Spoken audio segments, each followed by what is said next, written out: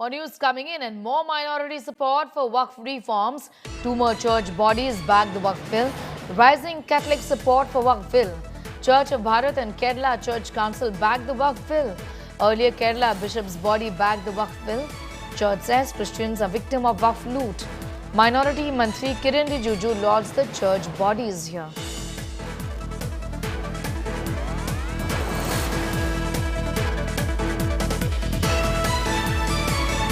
Two more church bodies backed the Waqf bill, not one but two at least at this point in time, with many more growing voices for the need for the Waqf bill. Remember, the Kerala Catholics Bishops Association had backed this. Now there is another body from Kerala, which is Church of Bharat and Kerala Church Council, are backing the Waqf bill.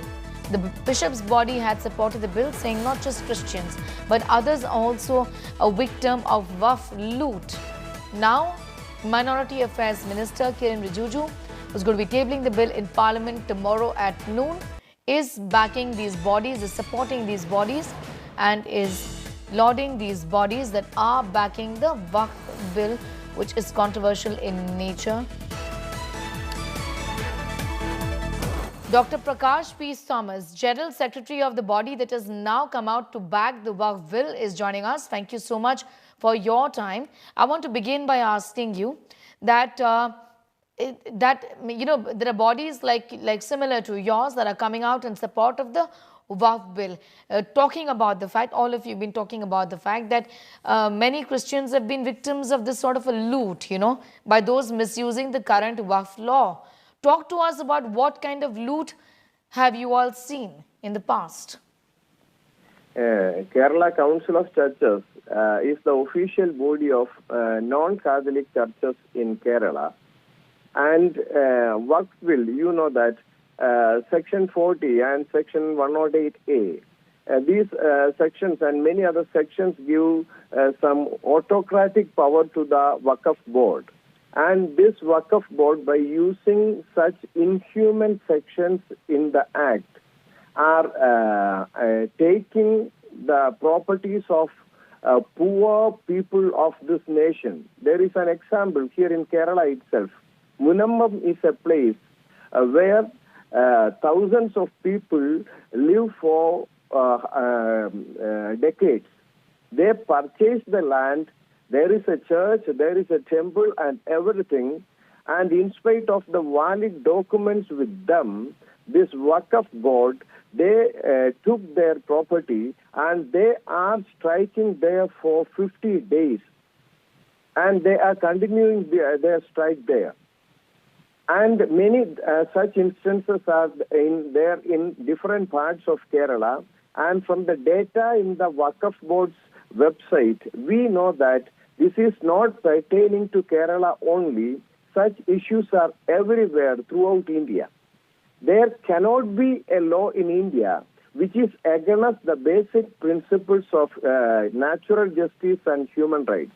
Waqf Board Act, existing act, is against the fundamental principles of natural justice. One simple example. If Waqf Board is taking my property, I have to approach the Waqf Board, and after approaching the Waqf Board, I have to approach the Waqf Tribunal. You are taking my property, and I have to come before you for proving that it is my own property.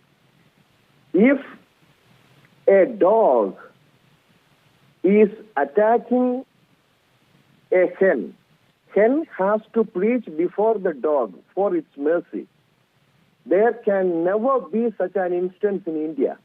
This act is against secularism. This act is against constitution. So this act should immediately be amended, at least amended. And sections like 40 and 108A should be repealed. That is the attitude and approach of Kerala Council of Churches.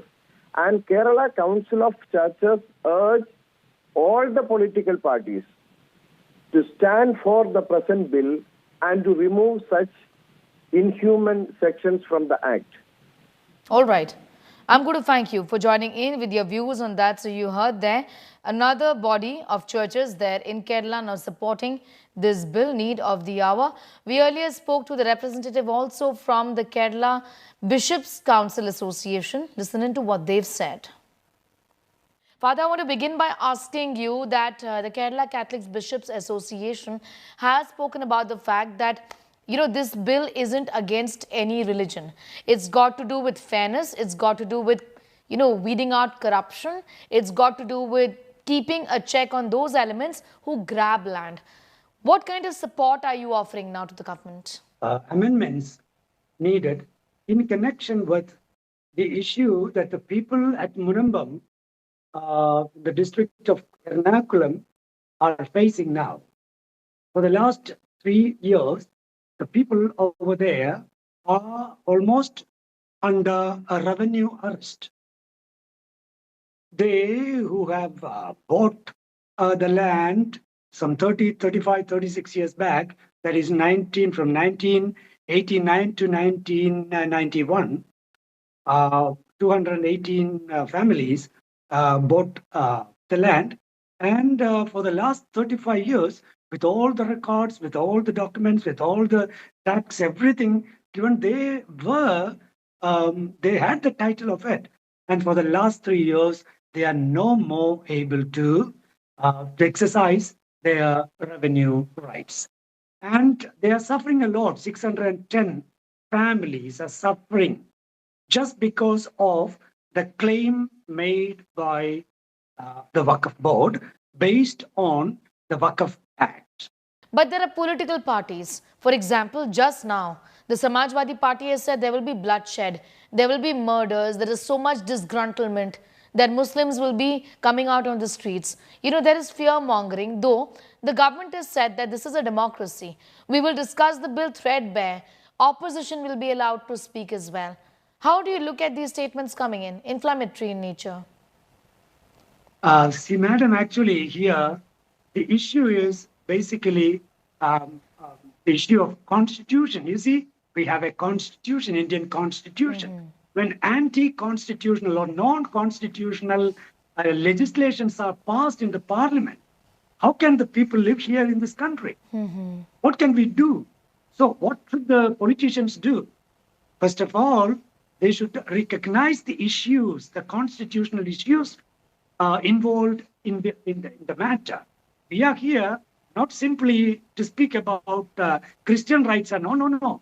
We are speaking about the rights of the citizens, Indian citizens. Please don't misunderstand the involvement of the KCBC or CBCI. Understood. As if their plan is to speak for the Christians. Okay, please. Understood. Piyush is getting in more details on that story. Piyush, the government all set to table the bill tomorrow at noon. Growing voices rather, I'd say, of those who are saying that this bill really is in need of the hour, given the kind of corruption that we've seen vis-a-vis, around Waqf properties, and that this will settle a lot of things, ensure that the Waqf Board actually now runs professionally, which is needed.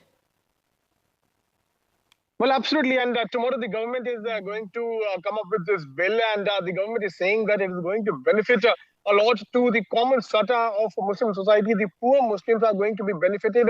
A lot of anomalies will be dealt with. A lot of property-related issues will be dealt with. And, it is going to benefit to a larger section of society. That's what the government is saying. At the same time, the opposition political parties are opposing this. Today, the meeting of Business Advisory Committee was called in at 12:30 p.m.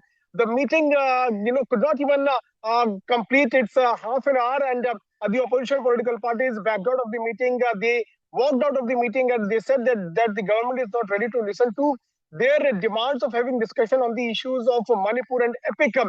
The India Alliance is also saying that only few hours are being allotted on Manipur issue, and the government wants to bulldoze the discussion on Waqf, and that's why only few hours, and that's why a good number of hours are being allotted for the discussion on Waqf. What we are told is that the 12 hours of discussion on Waqf was asked, the government decided to give 8 hours.